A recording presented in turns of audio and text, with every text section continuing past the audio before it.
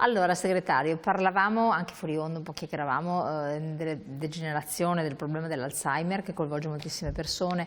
Allo stato dell'arte sembrano non esserci dei farmaci che possono far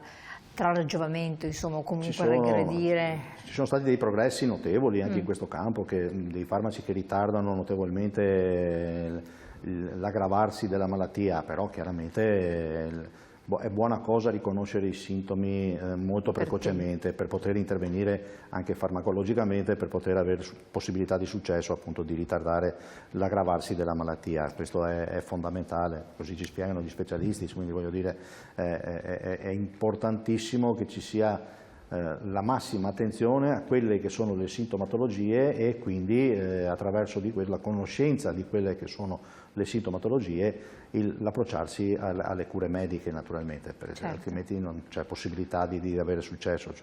Ecco, quello volevo chiederle, oltre al discorso dell'Alzheimer ci sono poi altre problematiche relativamente alla memoria, quindi certo, voi avete fatto dei corsi per cercare di tenerla attiva, cercare di tenere la nostra mente sveglia, dinamica, la curiosità. In effetti sono stati fatti dei corsi che hanno avuto un buonissimo successo, tant'è che poi sono stati ripetuti in maniera più approfondita con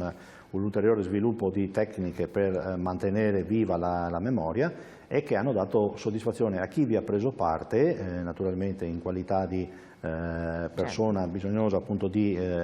migliorare la propria memoria, ma anche e soprattutto da parte dei docenti che hanno riscontrato un buon successo, un ottimo interesse da parte degli utenti appunto che si sono approcciati a questa materia, che sembra di secondo piano, ma che in realtà di secondo piano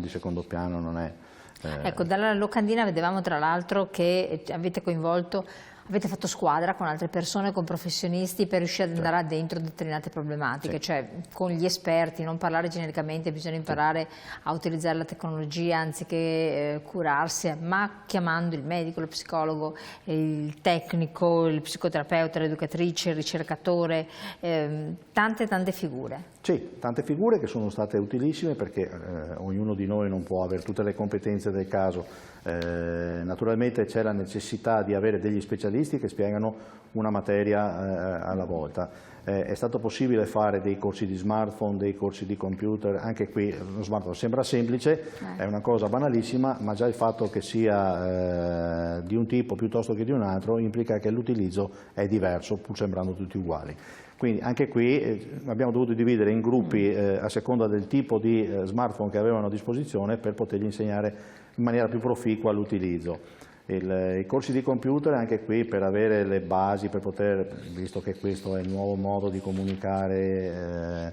non c'è solo la televisione da guardare, ma per essere interattivi con il prossimo bisogna sapere utilizzare questo tipo di strumenti. Che non è da tutti, non è da tutti e soprattutto non è da pensionati, perché siamo cresciuti in un'altra epoca, con altri modi di comunicare, con altri strumenti che non erano necessariamente quelli che ci sono adesso, però per rimanere al passo coi tempi bisogna in qualche maniera almeno avere i rudimenti per poter utilizzare queste tecnologie che ci permettono di essere informati, di essere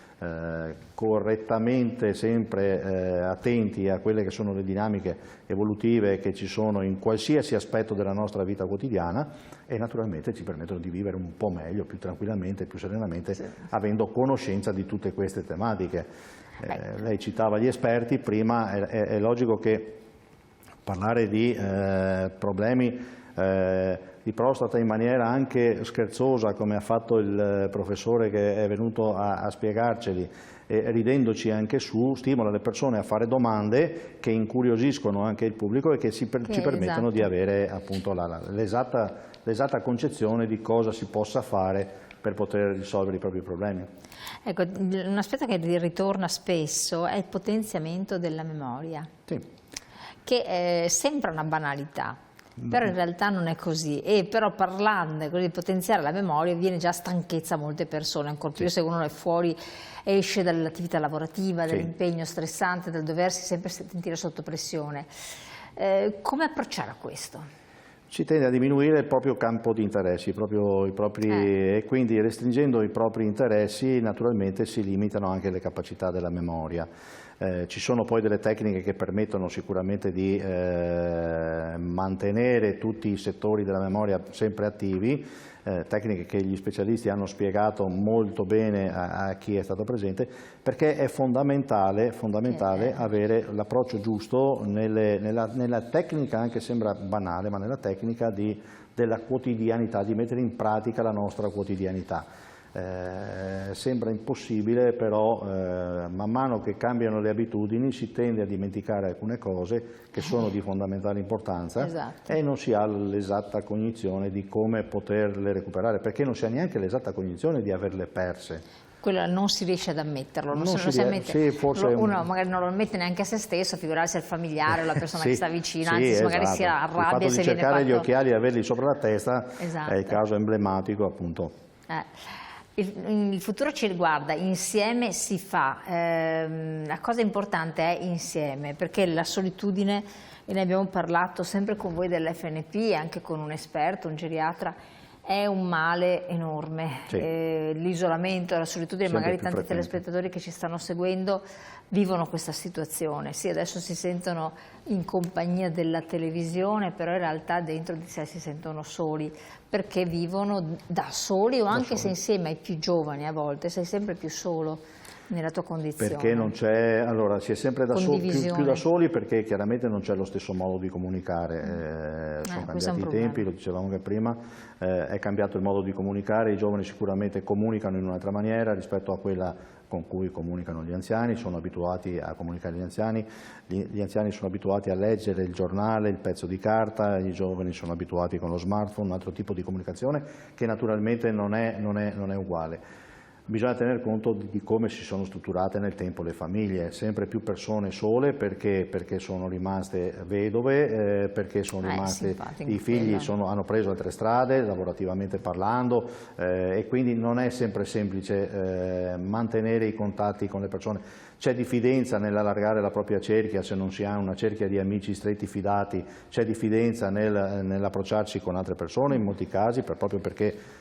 se ne sentono di tutti i colori tutti i giorni, quindi diventa problematico essere aperti a un mondo che non si conosce e si tende sempre più a chiudersi in se stessi. Questo diventa naturalmente il problema dei problemi, perché come abbiamo visto i numeri lo dimostrano chiaramente, ci sono sempre più famiglie composte da persone sole, nella maggior parte dei casi anziane, molto spesso nel 30% dei casi con patologie, anche lievi ma con patologie, che quindi diventa difficile rapportarsi con il resto del mondo, comunicare con il resto del mondo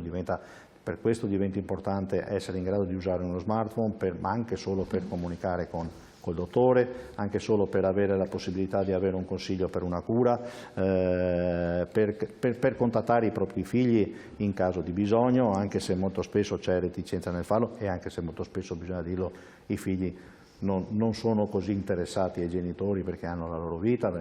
ci si accorge molto spesso troppo tardi del valore di avere dei genitori in buona salute. Però sono tutte realtà con cui bisogna fare i conti tutti i giorni, quindi diventa importante che ci siano queste attenzioni. Infatti, voi offrite tra l'altro anche una cosa molto importante, delle associazioni, quindi delle vie d'uscita, un sindacato che si occupa proprio di questo, e quindi è un po' anche non un appello, però un invito che voi fate spesso, andate dal sindacato, rendetevi attivi, chiedete quali sono le tante cose che si possono fare o che possono esserci per venire in aiuto. Diciamo, noi siamo diffusi capillarmente su tutto il territorio, la provincia di Venezia conta 44 comuni e noi abbiamo almeno una sede in ognuno di questi comuni. Siamo presenti capillarmente in queste sedi per almeno una mattina alla settimana, ma in molti casi per 3, 4, 5 mattine alla settimana, quando non ci siamo anche i pomeriggi.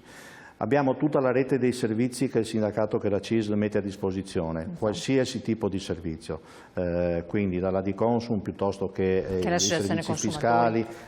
che è l'associazione consumatori, piuttosto che i servizi fiscali, le pratiche di patronato per quello che riguarda tutte le patologie che possono essere la legge 104 per chi ne ha la possibilità. Infatti tante volte magari uno sbatte la testa, non sa che può andare decisamente al sindacato a farsi aiutare. Sì, ma infatti ci sono, senza denigrare il lavoro degli altri, molti patronati fatiscenti che crescono appunto sull'onda del bisogno crescente che c'è, e non sempre sono all'altezza della situazione nell'indirizzare le persone verso la giusta soluzione. Il nostro sindacato, che ha solide basi, che ha dei professionisti al proprio interno che fanno seriamente il loro lavoro e che